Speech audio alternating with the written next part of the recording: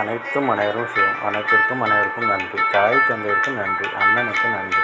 மூதாதையர் அனைவருக்கும் நன்றி. பச்சையம்மனுக்கு நன்றி. சப்த முனிகளுக்கு நன்றி.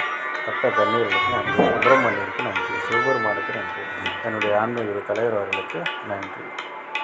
18/8/2024 ஞாயிற்றுக்கிழமை பஞ்சாங்க வழி ஜோதிட ஆலோசனை.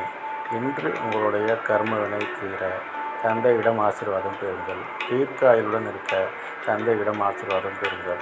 ஆரோக்கியத்துடன் இருக்க பாட்டியிடம் ஆசீர்வாதம் பெறுங்கள். பணம் பெருக குழந்தைகளுக்கு உதவி செய்யுங்கள். தம்பி தங்கைகளுக்கு உதவி செய்யுங்கள்.